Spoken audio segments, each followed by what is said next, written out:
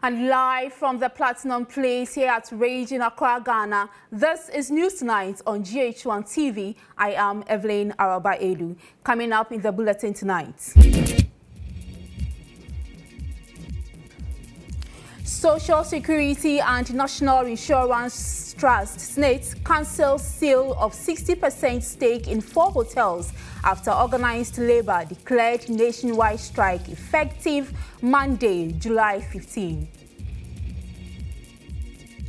Meanwhile, MP for North Tongue Samuel Okudzeto Ablakwa is demanding an immediate dissolution of the SSNIT and NPRA boards following fallout from the sale of 60% stake to Rock City Hotel.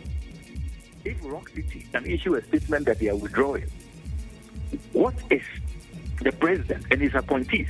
And look, all those guys at SSNIT must be fired. They must be sacked. They must resign immediately if they will not be fired. Later in the bulletin, we take you to the Ashanti region as the NPP is set to hold parliamentary primary in Manhyia South to choose one of 4 candidates to replace Dr. Manhyia South, who has been selected as partner to Dr. Mahmoud Bawumia as running mate in the December 7 elections. In business, the African peer review mechanism has attributed Ghana's inability to access the international financial markets in 2022 to the persistent poor credit ratings by the 3 internationally renowned rating agencies, S&P Global, Fitch Ratings, and Moody's over the years. And on the international front, disaster in northern Nigeria has collapsed school building in Jos City of Plateau State kills 22 students. We have details of these and other stories coming up. Please stay with us.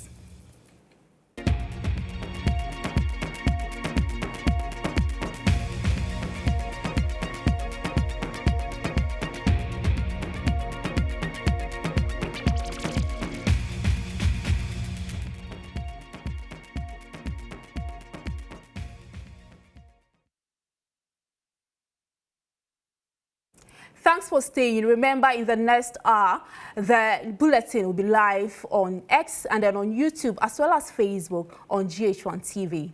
This evening, we begin the bulletin from the camp of the NPP as the new patriotic party in Manhyia South constituency in the Ashanti region will on Sunday, that is tomorrow, July 14, hold a parliamentary primary to elect a parliamentary candidate following the selection of Member of Parliament for the area, Dr. Manhyia South, as running mate to Vice President and flag bearer of the party, Dr. Mahmoud Bawumia, in the December 7 elections.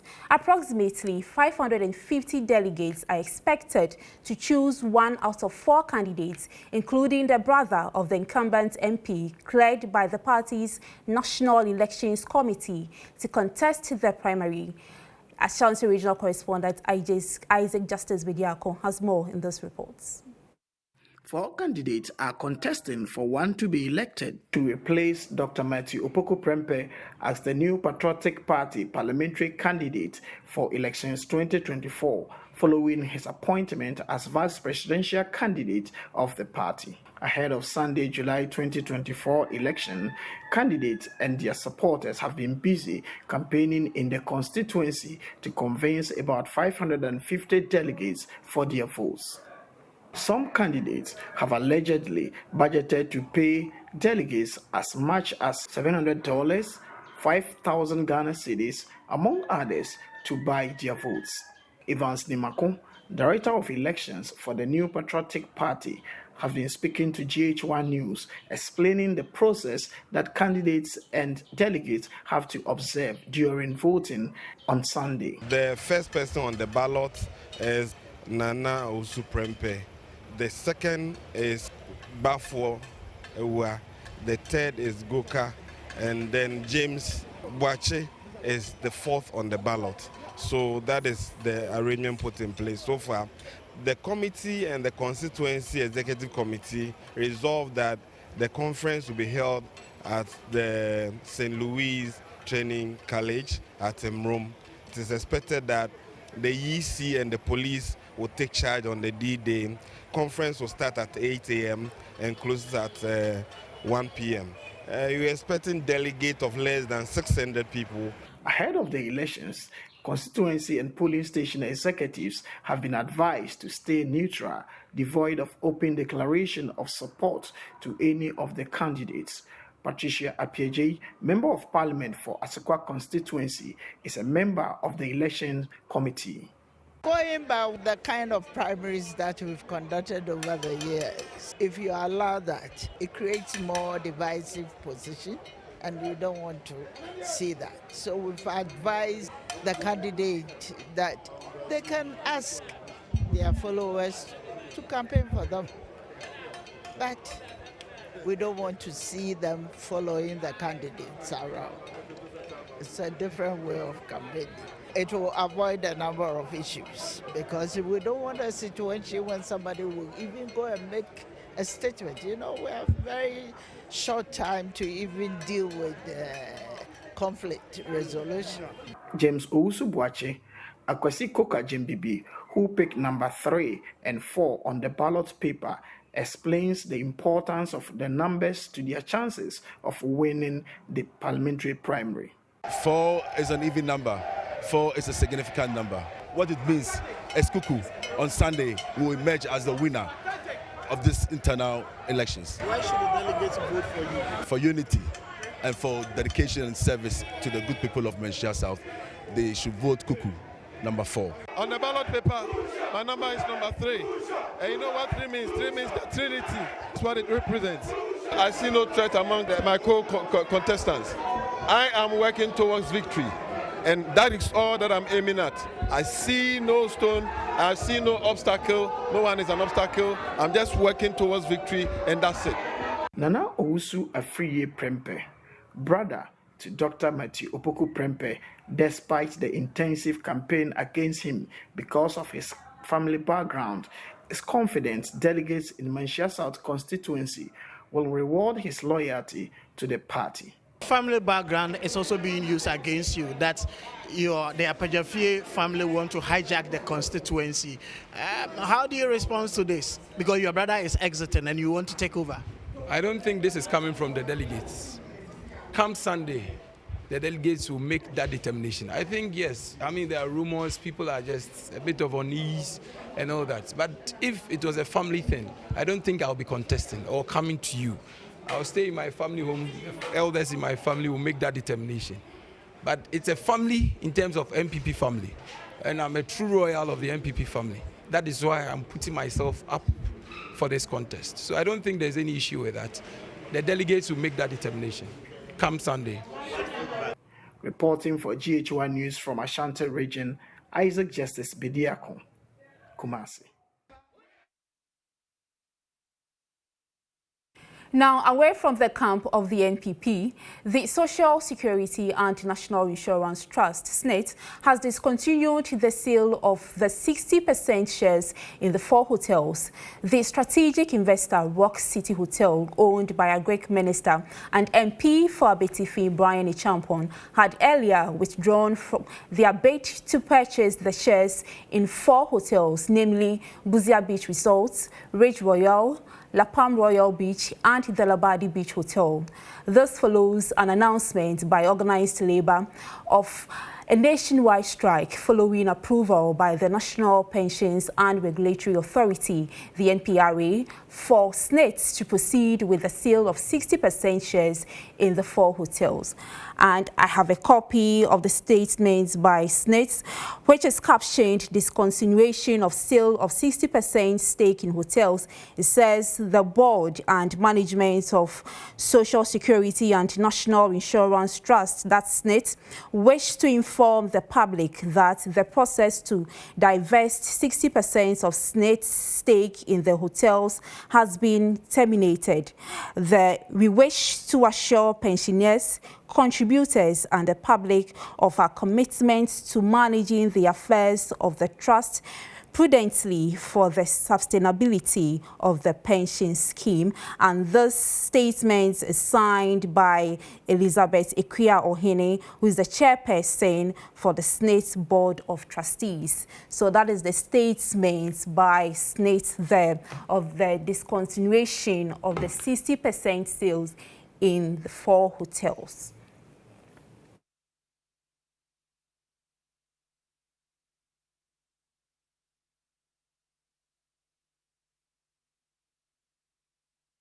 Now, meanwhile, Member of Parliament for North Tongue, Samuel Okudzeto Ablakwa, is demanding the immediate dissolution of the Social Security and National Insurance Trust, that's SSNIT and National Pensions Regulatory Authority, that's the NPRA boards, following the fallout from the attempted sale of 4 hotels to Rock City Hotel, owned by Agric Minister Brian Echampong.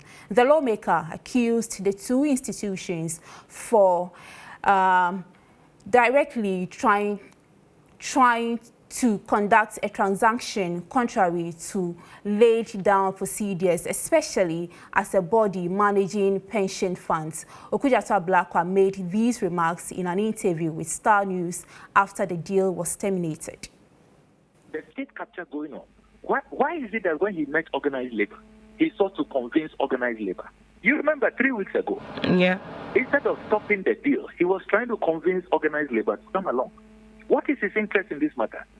Why has it been so difficult for the president to stop this transaction? Why? So the president must be blamed. If there is total lockdown and people can't have access to doctors, can't have access to emergency care, and people die, their blood will be on the head of the president. Because it's the president who is still, up to now, refusing to act. If Rock City can issue a statement that they are withdrawing, what is the president and his appointees?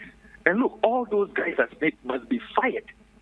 They must be sacked. They must resign immediately if they will not be fired. The board must be dissolved.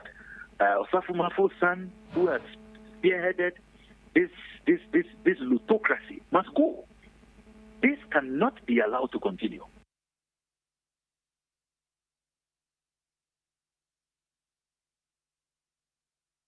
Well, let's stay a little further on this, as Minister for Agric Brian Echampong has dispelled assertions by the North Tongue Member of Parliament Samuel Okudzeto Ablakwa that the Rock City Hotel was given preferential treatment in its bid to purchase 60% stake in 4 SSNIT hotels. Speaking on Accra-based City FM, Brian Echampong reiterated Samuel Okudzeto Ablakwa lied to the public on his business and interest, indicating the coming event cast their shadows.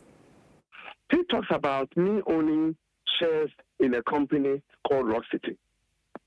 He owns shares in a company called Volta Clenam. He claims that it is a farm, and he has no certificate.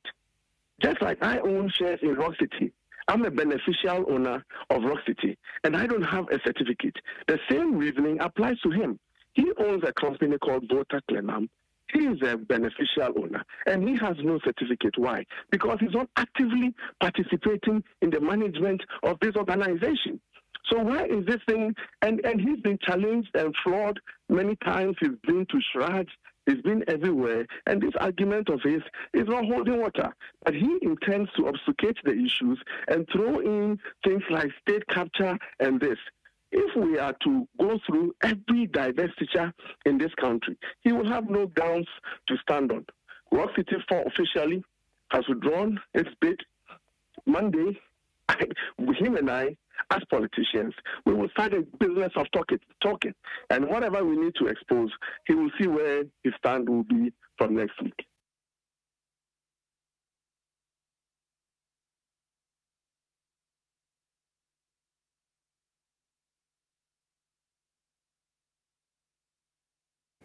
As I indicated earlier, we are staying a bit longer on this. Now let's go over to Zoom and engage Samuel Afote Otu, who is the National President of the Judicial Service Staff Association of Ghana, that is JUSAG.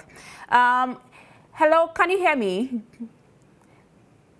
Yes, I can hear you. All right, so first, Let me find out from you, are you satisfied with the decision by SSNIT to terminate the sale of 60% stake in 4 hotels? Yes, that's what we are hoping for. All right, so now that the deal has been terminated, will you resume work on Monday or go ahead with the strike? I never declared strikes. We just followed up on the decision of organized labor, of which we are members to or we are affiliated to. So if there is such a community, we are waiting to hear from organized labor whether they have received such document and then other things. So then we take on from there. But as far as I'm concerned, I have personally not received anything. So we are following up the directives of organized labor. So what would be your decision by Monday if you've not received any of such statements from them?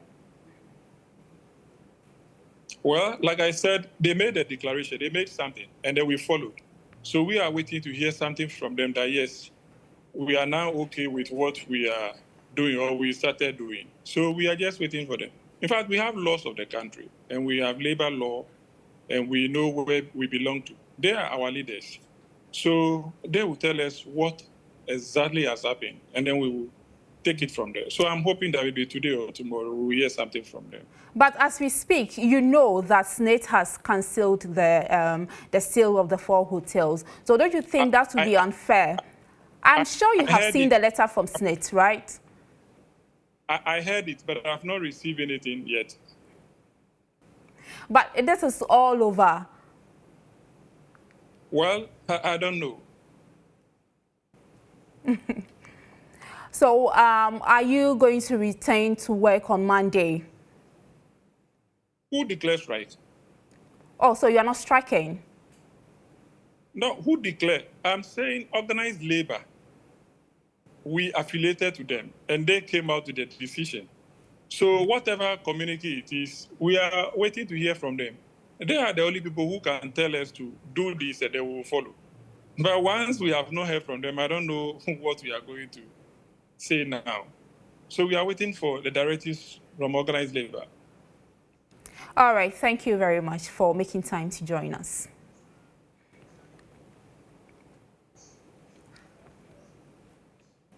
All right, so we'll still stay on the industrial action, as after nearly 2 weeks of industrial action, the Civil and Local Government Staff Association Ghana, that is CLOSAC, has called off its strike over non-implementation of the new salary structure for its members. The decision comes after a meeting with the government and the Fair Wages and Salaries Commission on Friday, July 12, 2024.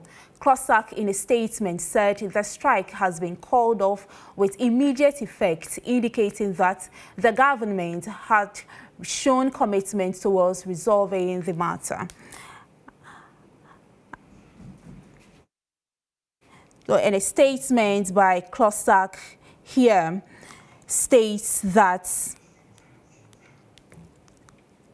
it states that the government of Ghana, represented by the Office of the Senior Presidential Advisor, the Ministry of Finance, Ministry of Employment and Labour Relations, and Fair Wages and Salaries Commission on one hand, and the Civil and Local Government Staff Association Ghana, that is CLOSAC, on the other hand, met on 12 July 2024.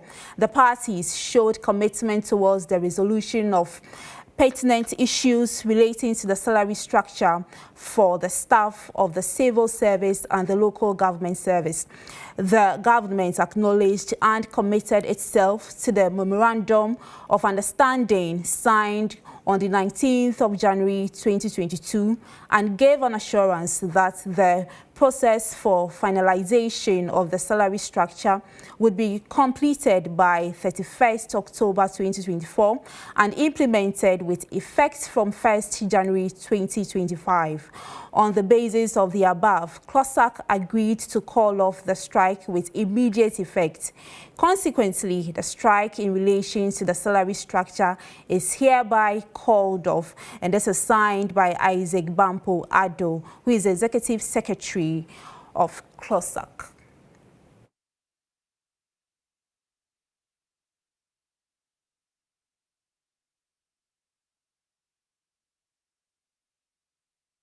Now, in another story, but related though, the Director General of the Ghana Tertiary Education Commission, Professor Ahmed GHOne, said plans are advanced to address the prolonged strike by the Colleges of Education Association of Ghana.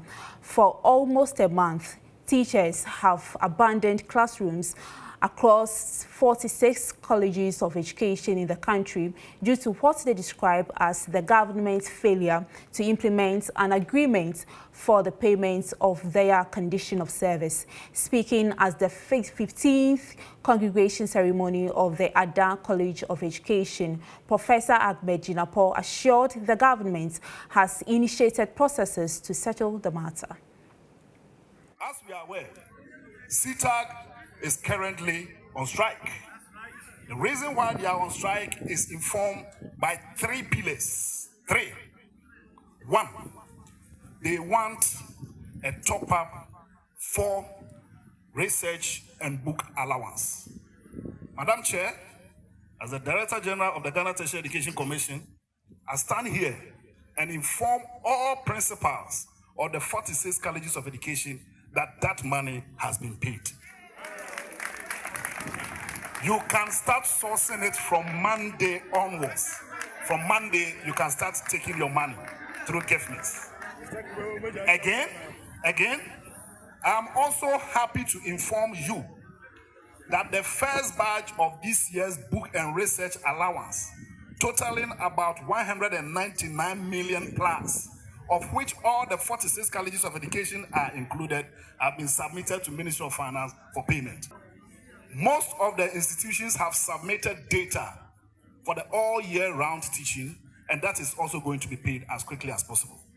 On that note, I want to use this opportunity to call on our colleagues, the tutors, to call off the strike and go back to the classroom.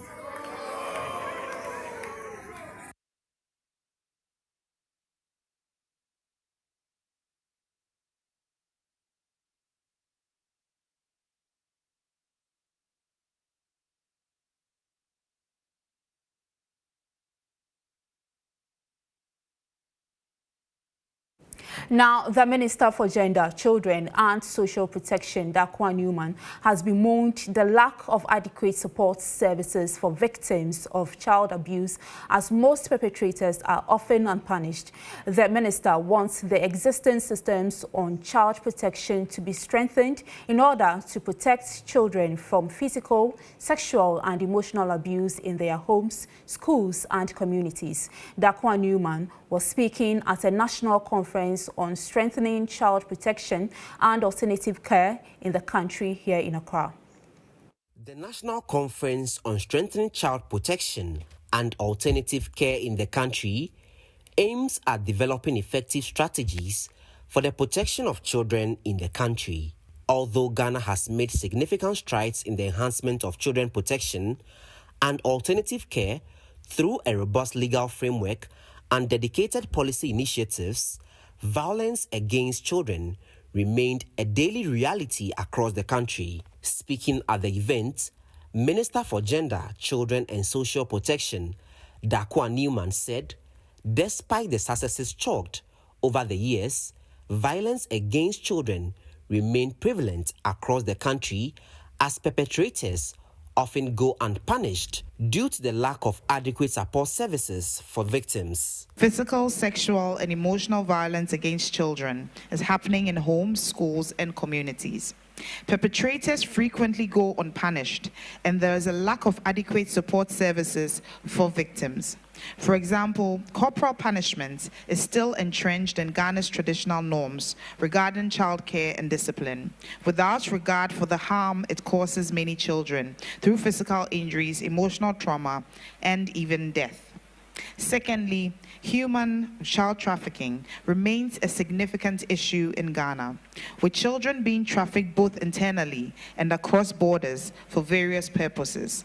The National Director of SOS Children's Village in Ghana, Alexander Makekulela, on his part, noted that their support system had been significant over the years, contributing positively to the transformation of more than 4,500 lives in the country. As we celebrate this milestone of anniversary, we pay tribute to the countless individual and international partners, particularly SOS Children's Villages Netherlands, that support 3 locations in Ghana, Tema, Isiakwa, and Kumasi, and SOS Children's Villages Sweden, that support Tamale, and all those who have contributed to our work in Ghana. We want to say thank you. The event was themed Strengthening Child Protection and Alternative Care in Ghana. The conference was aimed at developing effective strategies and approaches for the protection of children in the country.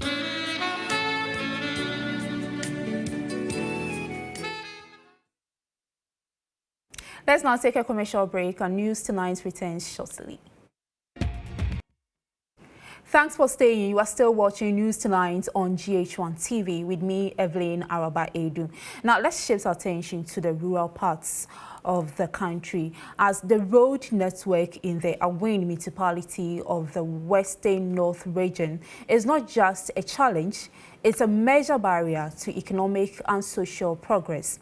The deplorable road condition leave communities isolated, especially during the rainy seasons. In the following report, GHOne News' Peter Kwao Adato uncovered a shocking experience on the Enchi-Elubo road, where 5 fuel tankers were stranded in the mud, highlighting the urgent need for improvements.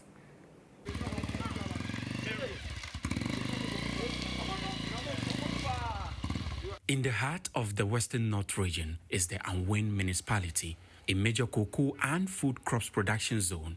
The municipality is also rich in minerals, especially gold, yet it is grappling with severe neglected road network. Several roads connecting major towns within the municipality are in a terrible state. The Enchi-Adio Road, a critical cocoa road, was awarded for construction, but the contractor left the site for more than 4 years. For the past 6 months, vehicles are not moving. Woman transportation have been standstill. Everything have stopped. So we are appealing to the government. We are appealing that what is started, it should make sure you finish it for us. The deplorable nature of roads in the region has made commuting between the municipal capital of Enchi and towns like Kramokrom, Nkwanta, Alatakrom, Kwawu, Omaipe, Boiso, Jima, Asemkro, Monsuano, Elubo, and Samroboy has become a lifetime experience. Residents in these communities and many others say they go through strenuous daily struggles to undertake their economic and social activities.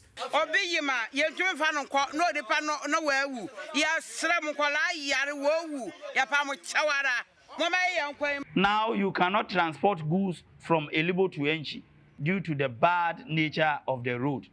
We are counting on the government to speed up actions so that roads in our municipality will be in a good state. The Enchi-Elubo Road in particular, which can be linked to the Accra-Kumasi Highway, usually should take about an hour and a half to a journey. However, commuters now have to spend between 3 to 5 hours, even with motorbikes.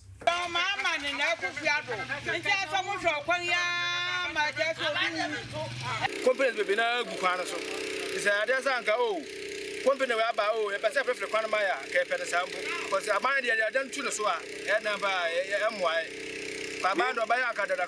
More than 5 years now, still the road be. Nobody they move for this road. Even motor, see my motor self. It can't even. Yesterday, can't even pass, even like not the pass yesterday. Yesterday, I passed through bush this place now before I enter. The sight of 5 fuel tankers stuck in the mud underscores the dire state of these roads.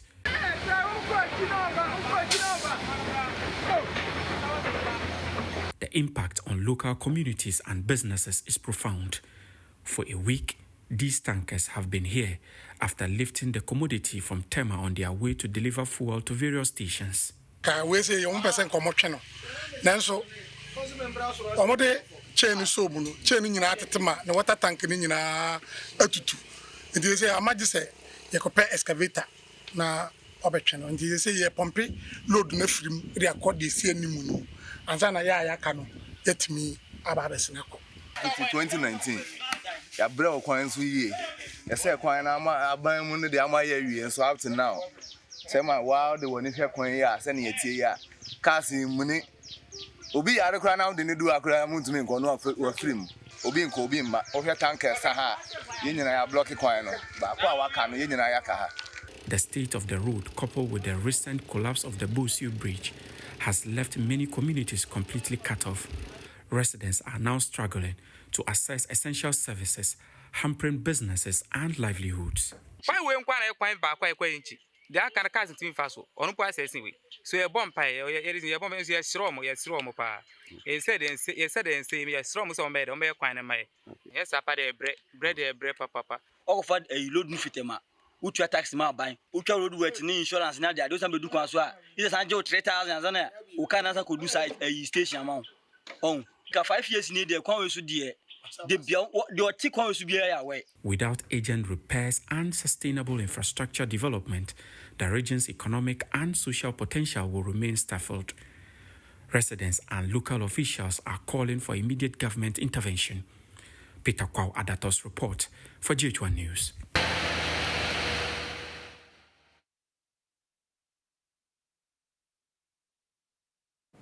Now let's head back to the Ashanti region, where a 27-year-old physically challenged man defies dangerous roads of Kumasi, hawking on a wheelchair to fund his education and upkeep.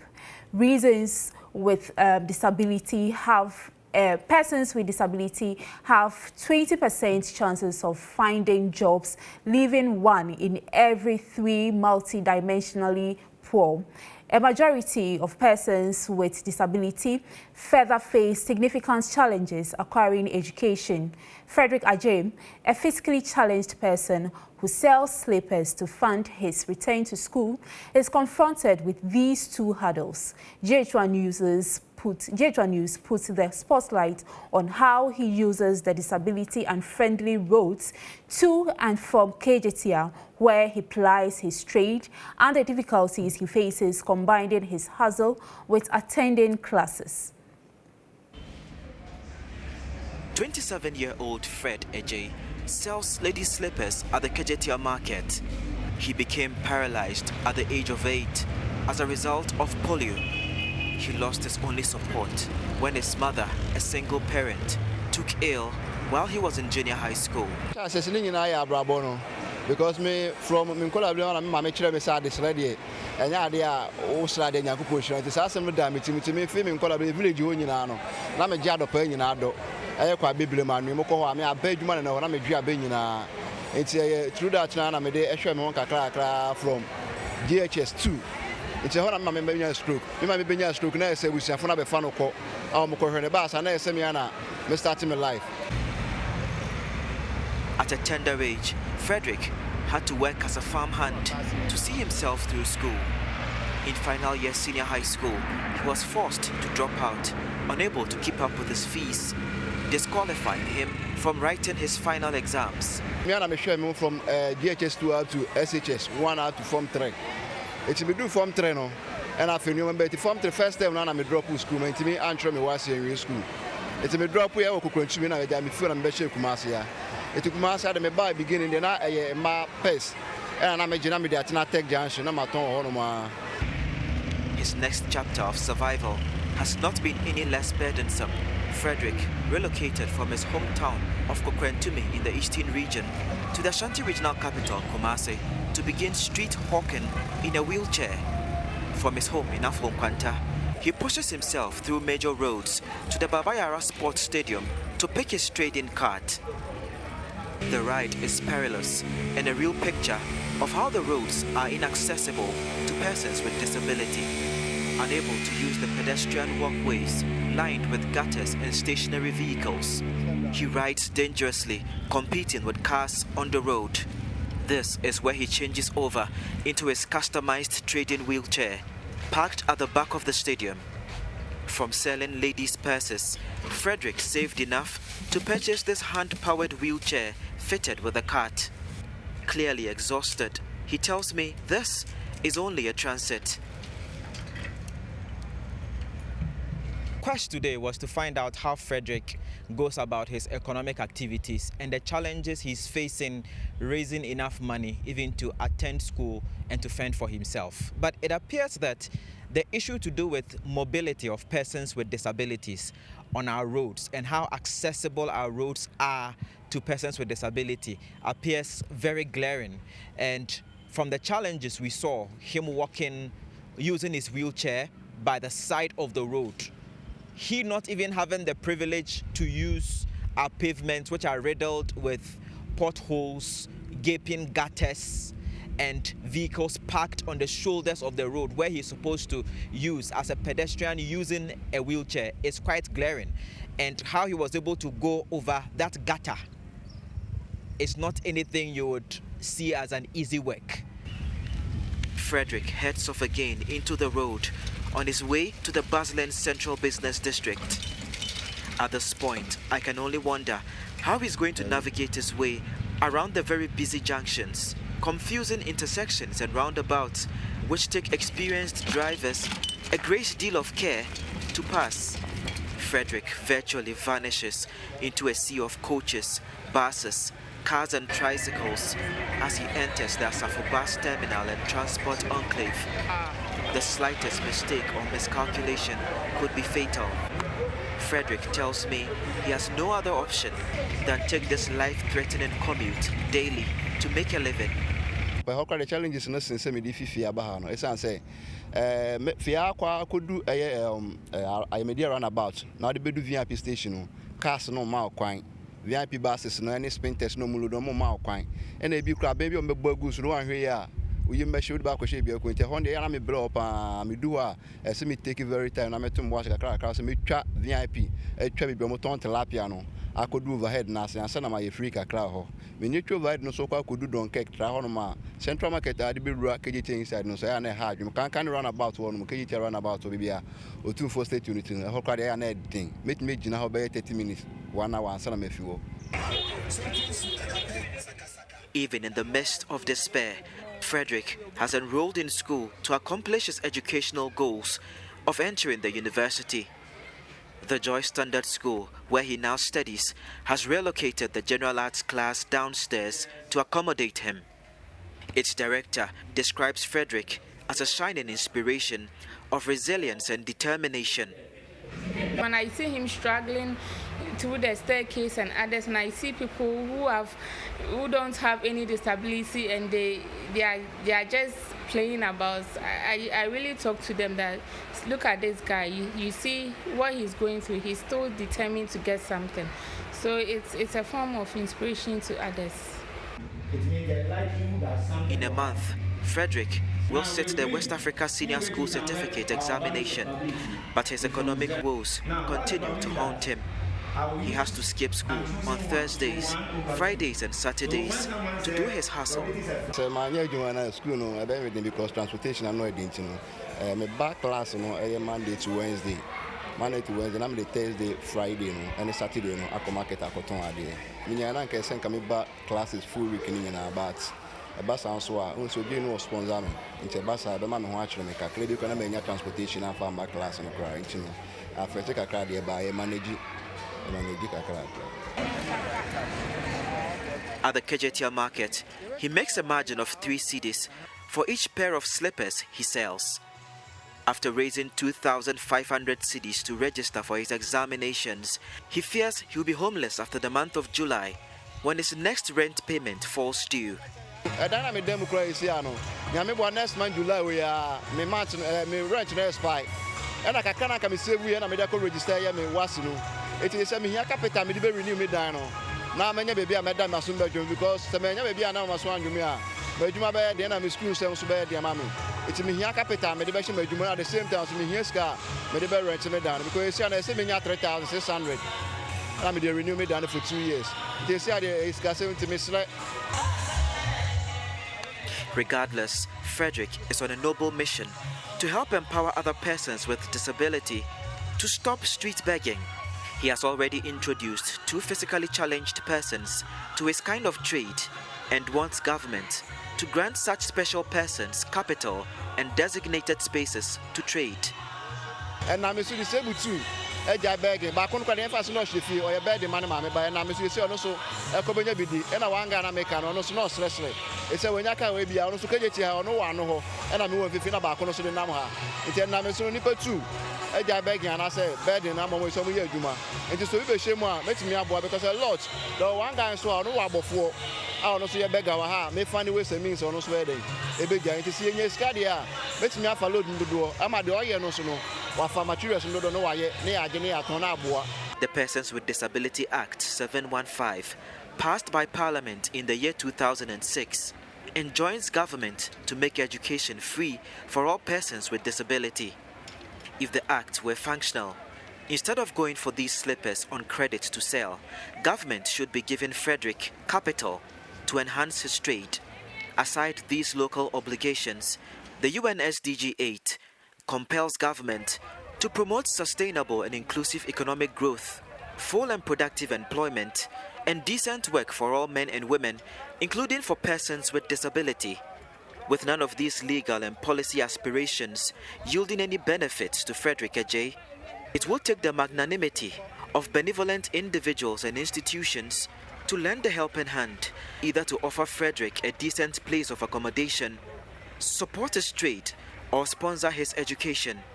For GHOne News, my name is Ivan Heathcote Fumado, Ultimate FM, Kumasi. Indeed, disability is not inability, and that's a great report there by my colleague Ivan there. And let's come back to the capital, where ahead of the annual Homowo Festival, the Accra Metropolitan Assembly and Zoomlion Ghana Limited have organized the first phase of the one-month cleanup exercise to rid the central business district of filth, which has been the bane of the area for years. Supported by the Ghana Traditional Council, the team distilled drains in the market and called on indigents to practice recycling as a means of reducing the waste generated in the area. There's more in those reports.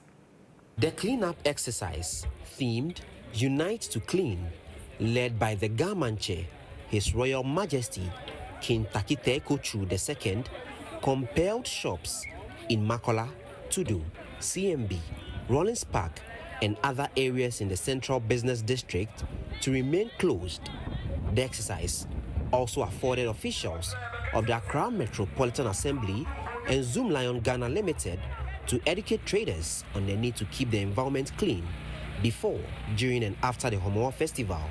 Addressing participants of the exercise, the Gamanche, His Royal Majesty King Takite II, assured the gathering that the exercise will be sustained even after the Homowo festivities to ensure the capital is quickly clean. I thank you that you have given this cleanup campaign the support that we need.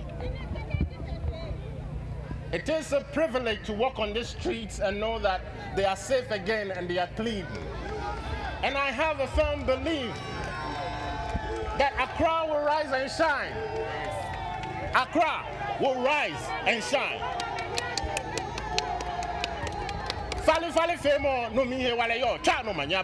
Speaking to the media during the exercise, the communications team of Zoomlion Ghana Limited appealed to the traders to collaborate with the Assembly to enforce the sanitation bylaws. Once this cleanup was commissioned by His Royal Highness, he commissioned the Asafuacheme to go around and do the information and also make sure that they encourage people not to litter again, hence sustain the cleaning that we have done. So for the sustainability, we are looking at the Asafo-Acheme, going around and checking how people manage their waste and also encouraging the various waste management companies who work around here to do their job. So we trust that once the Asafo-Acheme own it, that the garland is theirs and they want it to be clean at all times, it will work. We are believing that it will not be just the cleanup, but they will also help with the enforcement, because that's another side to the whole story. If you don't enforce the bylaws and others, that is when people think that we can have our own way, and that is it. So it will be sustainable when the education goes with enforcement. The exercise is the first phase of the 1 month or more cleanup initiative, a collaboration between the Gamanche, government agencies including the security agencies, the Ministry of Sanitation and Water Resources, the Greater Accra Coordinating Council, and Zoom Lion Ghana Limited. It's now time for business.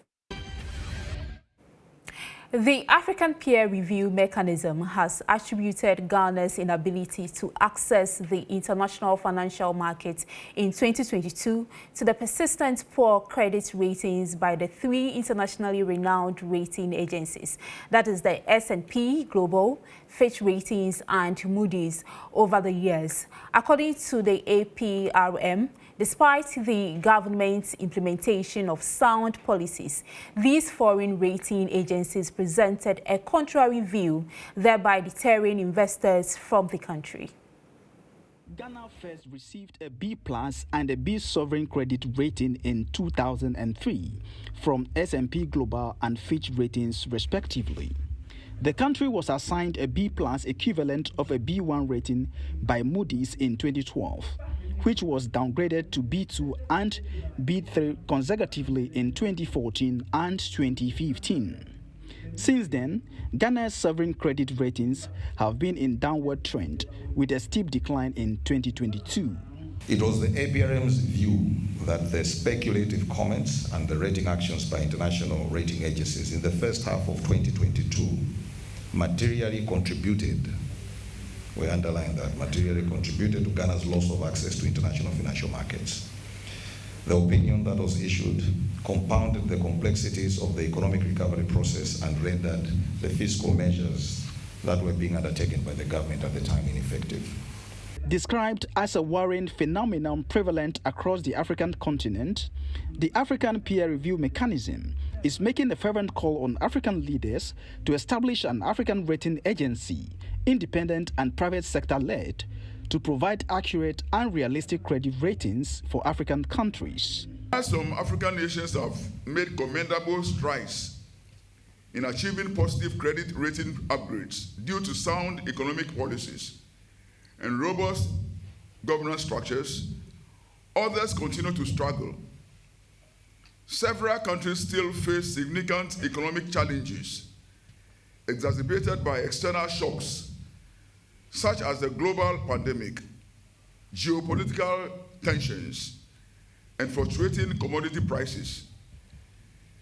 These challenges have resulted in negative credit rating actions, reflecting the diverse and uneven economic landscape of the continent. The debate has sparked a call to action from civil society organizations, emphasizing that African leaders must take a more proactive stance in addressing the plight of their citizens rather than simply reacting to their needs.